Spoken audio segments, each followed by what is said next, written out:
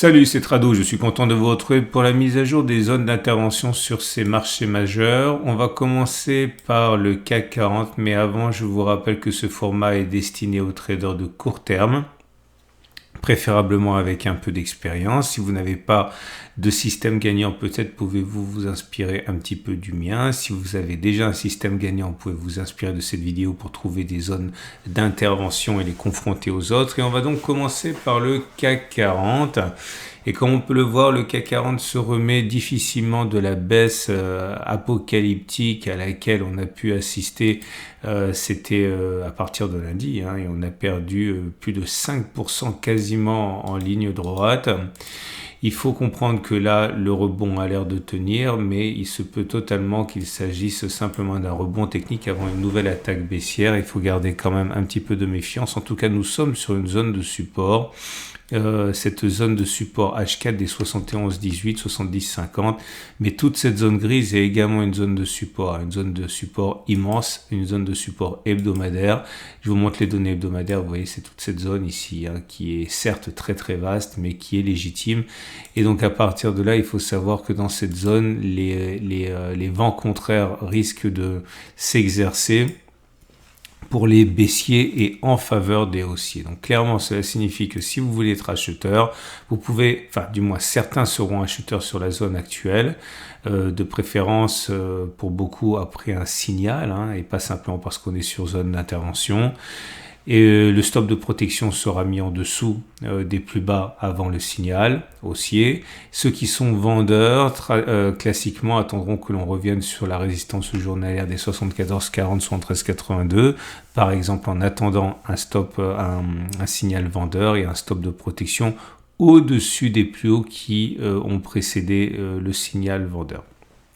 Alors, si vous ne savez pas mettre un stop de protection, je vais vous expliquer comment font beaucoup de traders. Donc, il s'agit de prendre un outil qui s'appelle l'ATR, Average True Range, ici. Et regardez la valeur qu'il aura au moment où le signal se déclenchera. Donc, actuellement, il est à 33 environ. Okay, ça veut dire que si vous avez un signal haussier qui se manifeste, mettons, allez à 71,00, simplement pour prendre un chiffre rond, donc vous prenez et vous allez enlever la valeur d'un ATR.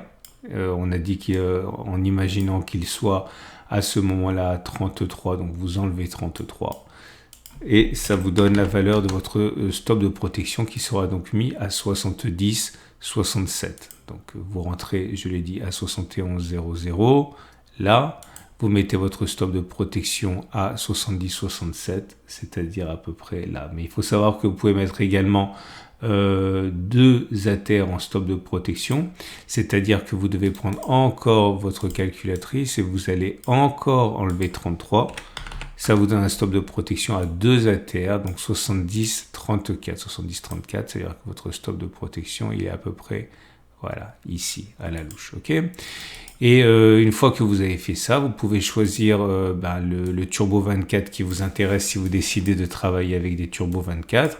Donc vous faites apparaître les différents niveaux de knockout, c'est-à-dire les différents Turbo 24 à leur niveau d'invalidation que vous ne voulez absolument pas voir les cours toucher. Donc pour un achat, vous pouvez prendre par exemple ce Turbo 24 à 70,25 puisqu'il est derrière les deux stops de protection, que ce soit un ATR ou deux ATR. Vous pouvez prendre aussi celui à 69,62.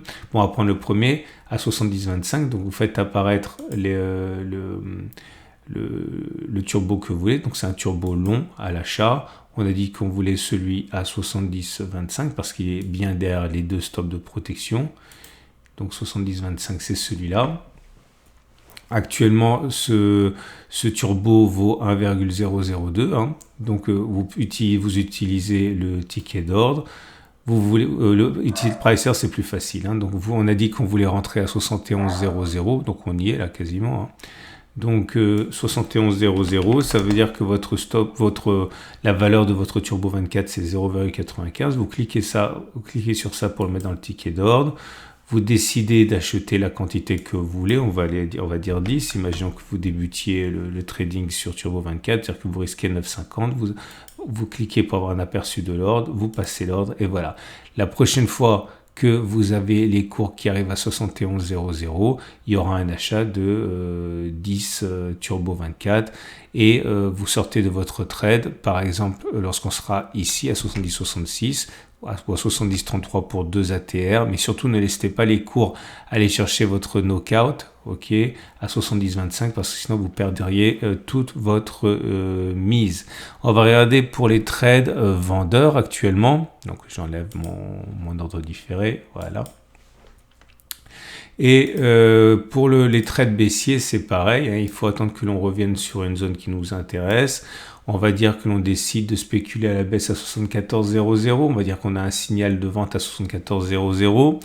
Donc vous prenez votre calculatrice là aussi et vous allez enlever la valeur d'un ATR, enfin vous allez ajouter la valeur d'un ATR au moment où vous allez avoir votre signal de baisse. On a dit que c'était 33, en imaginant que ce soit 33, donc ça fait 74,33. 74,33, donc je vais faire figurer juste pour illustrer le point d'entrée éventuel. Et encore une fois, c'est purement indicatif. Donc 74,33 pour un stop de protection à 1 ATR. On doit ajouter encore 33 pour avoir un stop de protection à 2 ATR, donc 74,66. Voilà, c'est à peu près ici.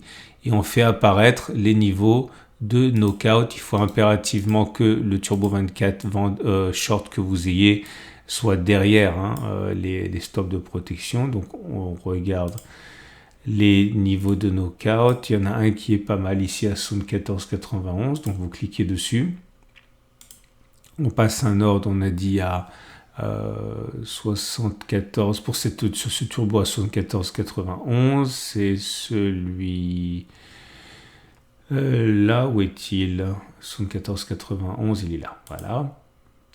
Et donc la même chose, on utilise le ticket d'ordre. On a dit qu'on voulait rentrer dans notre exemple à 74,00. Donc on met 74,00. On utilise le pricer, ça veut dire que votre Turbo 24 il vaut 1,12. On copie ça sur le ticket d'ordre. On utilise par exemple 10 Turbo 24 et on passe l'ordre. On risque 11,20, mais on ne veut pas perdre 11,20. On veut sortir de ce trade avant que l'on perde 11,20, avant que l'on perde toute la valeur du Turbo 24. Donc, je me suis trompé. Ah oui, c'est 74,00. Donc, stop de protection soit ici, soit là, mais ne laissez pas les cours monter jusqu'à là. Sinon, vous perdrez toute la valeur de votre Turbo 24. Voilà. On termine en parlant des bougies Aiki-Nashi. Et les bougies Aiki-Nashi sont indécises, hein, vous le voyez bien. Sont des bougies qui alternent le rouge et le vert. En plus, il y a des petites mèches hautes et des mèches basses. Bref, c'est de l'indécision totale. On est loin d'avoir une série verte longue sans mèche basse qui est significative d'une tendance et d'une pression haussière. Là, c'est plutôt de l'indécision totale pour le CAC 40. Je ne vais pas reprendre toute la méthodologie pour les autres indices. Pour les autres indices, on va juste voir les différentes stratégies qu'on peut adopter. Votre rendez-vous avec IG. IG, bien plus que du trading. Une équipe d'experts à vos côtés. Le DAX aussi se remet doucement de l'attaque baissière qu'il a vécue la semaine dernière en abandonnant là aussi en ligne droite la bagatelle de 4,7%. On est sur un support H4 15600, 15450, lui-même compris dans un très vaste rectangle gris correspondant à un support hebdomadaire. Bon, il est tellement large que ça paraît presque une boutade, mais c'est vrai, c'est une zone de consolidation hebdomadaire qui implique que toutes les spéculations à la baisse vont subir des vents contraires, puisqu'à n'importe quel moment un signal acheteur peut voir le jour. Plus proche de nous, la résistance H4 des 15 895 710, c'était une zone de support qui a été cassée, qui a donc changé de polarité et qui joue un rôle de résistance. Les bougies Aiki-Nashi ne sont pas fameuses, c'est toujours pour l'instant plus qu'indécis, voire plutôt baissier, puisque c'est rouge. Maintenant, la présence d'un petit corps de mèches hautes et basses montre que c'est l'indécision surtout qui l'emporte, mais on comprendra bien que ce support H4 des 15 600, 15 450 est précaire.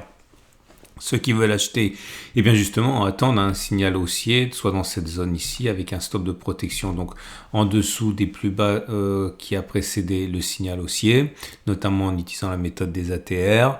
Ceux qui veulent spéculer à la baisse peuvent le faire si ils ont un biais baissier dans la zone de résistance H4 15 895 710. Stop de protection au-dessus des plus hauts qui ont précédé le signal baissier par exemple, ou faire la même chose mais en attendant un retour sur la résistance journalière des 16 220 16 070. Et voilà le Dow Jones qui est sur une zone de support indéniable, 33 820, 33 600. On ne peut pas dire que les effets pour l'instant soient véritablement percutants, mais c'est une zone de support. Ceux qui veulent acheter peuvent le faire dans cette zone, en attendant néanmoins pour la plupart d'entre eux, j'imagine, un signal haussier, stop de protection positionné en dessous des plus bas qui aura précédé le signal haussier. Ceux qui veulent spéculer à la baisse ont une énorme opportunité en ce sens que c'était une zone très très large de résistance. N'importe quel signal qui apparaîtrait dans cette énorme zone est susceptible de provoquer des entrées de spéculateurs à la baisse. Stop de protection, notamment sur la TR, au-dessus des plus hauts qui ont précédé le signal baissier. Les bougies Aekinashi ne sont pas à la fête, ou plutôt elles le sont, mais pour les baissiers, avec le retour des grandes bougies rouges, sans mèche haute, autrement dit, attention, il est plus plausible que l'on continue de descendre, plutôt que l'on ait fait les plus bas sur le Dow Jones. Et on passe au Nasdaq qui est dans une situation très particulière. Je vous montre les données hebdomadaires pour que vous compreniez le danger sur lequel nous sommes. Vous voyez cette zone grise là, c'est une zone hebdomadaire de résistance. Et beaucoup pensent que c'est à partir de ces niveaux-là qu'une attaque baissière pourrait se produire. Alors bien sûr, il y a une résistance également au-dessus, encore plus forte, mais quand on voit la progression à laquelle on a assisté, une hausse funiculaire, eh bien, beaucoup pensent que c'est le terminus de court terme avant donc une consolidation. Et c'est dans ce contexte-là qu'il faut regarder les données 4 heures. On retrouve par transparence la zone grise là. On a une résistance journalière, une résistance H4. Certains vont attendre un signal baissier dans cette zone stop de protection au-dessus des plus hauts avant le signal baissier. D'autres vont attendre un signal dans cette zone orange ici. Je vous montre les données journalières parce que sinon on ne comprend pas vraiment son existence. Et vous voyez cette zone ici, on ne peut pas la nier. C'est une zone de consolidation qui a entraîné un rebond. Donc c'est une zone de support. Et certains vont parier sur une reprise de la hausse dans cette zone. Stop de protection, notamment sur les ATR en dessous des plus bas qui ont précédé le signal haussier. On l'aura compris, c'est très difficile, mais psychologiquement, le marché attend quand même une baisse sur le Nasdaq. Les bougies Aekinashi montrent que la pression baissière est toujours là avec des grandes bougies rouges sans mèche haute. Autrement dit, une continuation de la baisse à partir des niveaux actuels est plus plausible qu'une fin de la baisse. Et on passe à l'euro-dollar qui est également dans une situation très haut perché. Regardez les données hebdomadaires, vous allez mieux comprendre pourquoi c'est aussi encombré. À la hausse, une zone de résistance hebdomadaire évidente. À la baisse, une zone de support hebdomadaire. Tout ça, ça figure en gris. Et on essaye de se frayer un chemin à l'intérieur de ces deux zones grises qui prennent quasiment tout l'espace. Et puis, des zones de support et de résistance journalière. Nous sommes dans une zone de résistance journalière, hebdomadaire. On l'a vu, H4. Ceux qui veulent spéculer à la baisse mettent un stop de protection au-dessus des plus hauts. Et puis, dès qu'on aura parcouru un petit peu de terrain, on devrait arriver sur un ensemble de support H4, support journalier. Vous voyez, cette zone, elle n'est pas fortuite, c'est une zone de résistance très très claire. Et elle a été cassée, donc elle a changé de polarité. Donc en toute logique, un rebond peut s'opérer à n'importe quel moment là-dedans.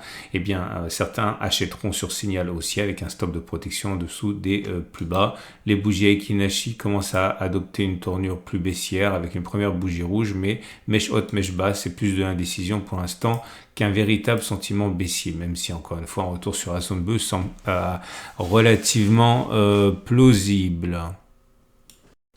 Et on termine donc avec le Bitcoin. Bitcoin qui est également au contact d'une résistance hebdomadaire qu'on ne peut ignorer.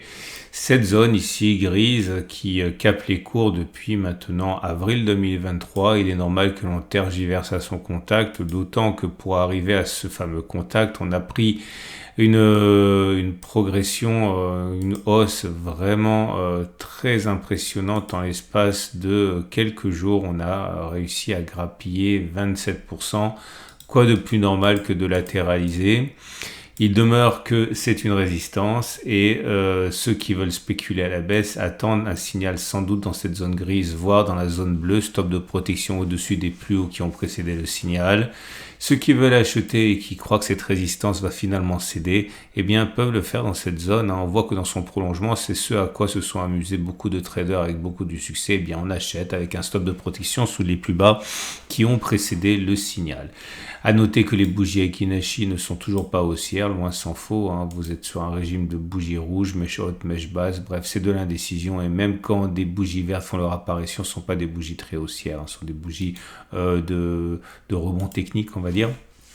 Et ceci achève la vidéo de préparation de la semaine de trading. Alors, plusieurs choses.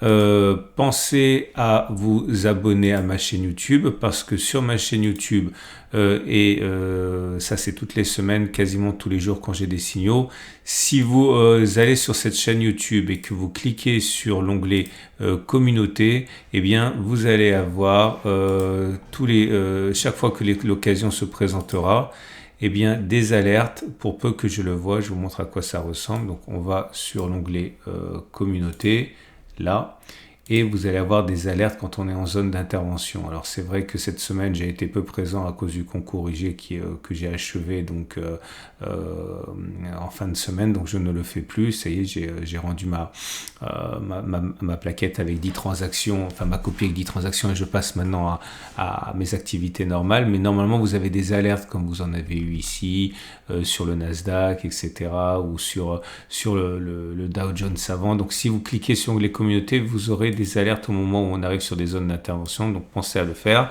Vous pouvez également vous abonner à cette chaîne YouTube, je vous l'ai dit, afin de regarder toutes les autres vidéos, de ne laisser en passer aucune. Je vous rappelle que tout le travail que j'ai effectué a été fait sur les graphes de mon partenaire IG. Si vous voulez découvrir les Turbo 24, vous avez un compte de démonstration en dessous de la vidéo. Vous avez plein de tutoriels également pour savoir ce qu'on peut faire et comment le faire avec ces vidéos. Bref, je vous souhaite une excellente journée et je vous dis à la semaine prochaine, dimanche soir, lundi matin, pour la mise à jour.